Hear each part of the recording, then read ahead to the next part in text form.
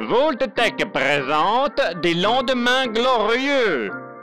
Marre de votre vie tranquille et ennuyeuse, où la nourriture tombe toute cuite dans votre gosier? Envie d'aventures incroyables, de rencontres torrides et de voyages merveilleux? Alors réjouissez-vous! La tempête nucléaire d'une guerre mondiale ne saurait tarder.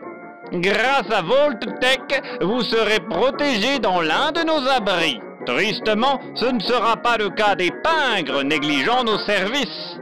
Une fois les cendres retombées, vous pourrez sortir de votre abri et parcourir les terres dévastées. À vous la joie de la survie dans un monde post-nucléaire. Libre à vous d'aider votre prochain, de reconstruire un semblant de normalité ou de former des alliances saines. Mais rien ne vous empêche de laisser cours à votre violence innée, de couper la main qu'on vous tend ou de mettre le feu au monde. La liberté est l'un des plus grands préceptes de notre cher pays, après tout, qu'il existe encore ou pas. Vous êtes convaincu du bien fondé de notre entreprise? Alors laissez-moi vous guider personnellement dans la signature de votre contrat Vault-Tec pour un avenir certain et sûr, n'est-ce pas Vault-Boy?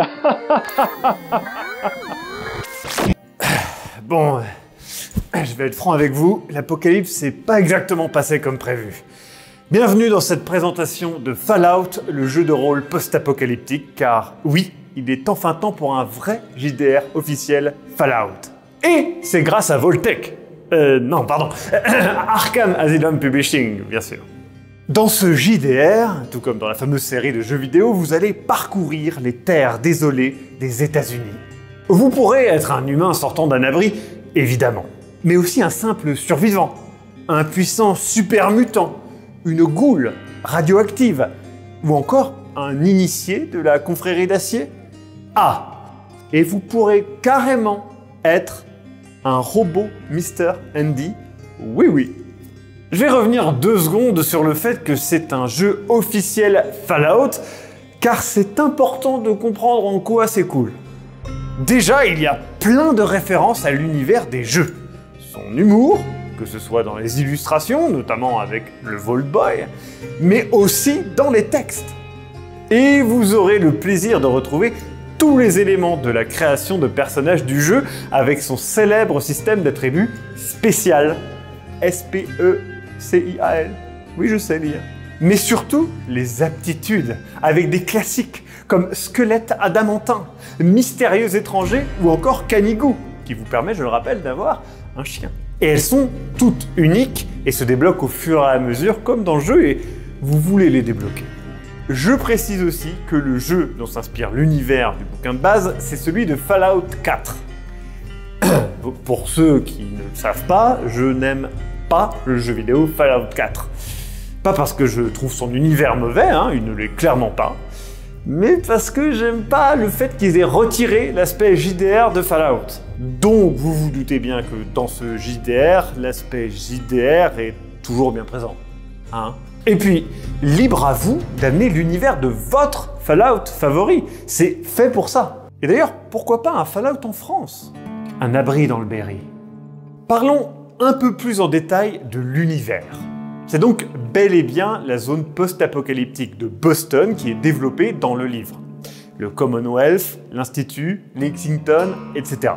Si vous avez fait Fallout 4, vous saurez de quoi je parle. Si vous ne connaissez pas, eh bien la zone est bien décrite et aucun besoin de faire les jeux pour vous y plonger. C'est du post-apo, je dirais même plus c'est le post-apo. La référence que tout le monde aime et qui a inspiré tant d'autres post-apo. Vous avez près de 80 pages qui décrivent l'univers, sans compter le bestiaire de 60 pages. Il y a beaucoup d'amorces de scénarios et d'idées, ce qui est super pratique. Et beaucoup de ces idées peuvent être adaptées à une autre zone, comme, je ne sais pas, par exemple, New Vegas ou Washington DC. Il y a aussi un scénario à la fin du bouquin pour vous permettre de démarrer sans réfléchir. Maintenant, je vais être clair, profitez pleinement de ce que la série de jeux vidéo a déjà créé pour vous inspirer et faire une campagne ou un one-shot à votre sauce. C'est là tout l'intérêt d'un monde complètement fou et sans limite comme celui de Fallout. Allez, passons au système de jeu. Bon, On est chez Modifius et ils ont leur système à base de 2D20, comme pour Dune ou Dishonored. En gros, vous devez faire moins que la combinaison d'un attribut et de sa compétence pour avoir une réussite. Par exemple, vous voulez vous infiltrer dans un abri abandonné pour filmer une vidéo de présentation d'un super jeu de rôle. Au hasard. Alors vous allez ajouter votre score de discrétion et celui d'agilité. Ensuite vient la difficulté. C'est le nombre de réussites à faire entre 1 et 5. Là vient la question de est-ce qu'on achète des D20 en plus avec nos points d'action? Cela peut ajouter jusqu'à 3 D20, ce qui est quand même pas mal du tout. Enfin vient le temps joyeux de lancer ces 2 D20 plus ceux qui ont été achetés et de compter les réussites. S'il y a moins de réussites que la difficulté, c'est un échec. S'il y en a autant, bravo, c'est une réussite. S'il y a plus, c'est non seulement une réussite, mais vous gagnez autant de points d'action que de réussites en trop. Et voilà, c'est ça la base du jeu. C'est très simple et très proche des jeux vidéo. Il y a bien évidemment des tas d'éléments présents dans le livre pour complexifier tout ça à loisir. Notamment avec la notion de chance propre aux jeux vidéo, on le sait bien, et certaines de retourner une situation au dernier moment. Ah, et comme dans les derniers opus de la série, il y a tout un système de craft, ce qui vous permettra à loisir de fabriquer des bidules à partir de trucs en utilisant des machins. L'un des éléments qui est central au jeu, en dehors de l'univers, de l'humour et des rats de cafard, c'est bien les combats. Alors, c'est un JDR, libre à vous, évidemment, de ne pas en faire. Mais sachez que le jeu a un système de combat avancé, avec des zones de combat, des systèmes de couverture, des dégâts par zone du corps, etc. Et tout ça sans la nécessité d'avoir des figurines, ce qui est rassurant. Je terminerai en remarquant qu'il y a un passage dédié au maître du jeu qui parle d'éléments importants du système de jeu, évidemment, mais aussi de sécurité et consentement.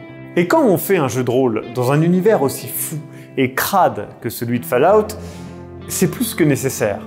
Car tout le monde n'a pas envie de se retrouver comme ceci dans un souterrain. Donc c'est un très bon point pour le livre et beaucoup d'outils fournis peuvent évidemment servir dans d'autres jeux. Ah, et il y a aussi tout un passage sur la création d'une ambiance Fallout, de quêtes et d'une campagne, ce qui est toujours un gros plus, même dans un univers aussi connu.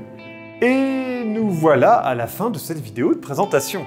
Je suis content de voir qu'un jeu de rôle Fallout officiel est enfin là, et que c'est pas un simple thème d'un jeu de rôle plus connu. C'est bel et bien du Fallout pur jus, enfin pur Nuka-Cola. À vous de chevaucher les écorcheurs de l'imagination et d'aller crever dans un piège à goules. Parce qu'il faut bien être honnête, hein, c'est ce qui nous attend tous ici-bas. Après tout, la guerre ne meurt jamais. Merci à vous d'avoir suivi cette vidéo et merci à Arkane Asylum Publishing d'amener ce JDR en France et de permettre cette vidéo.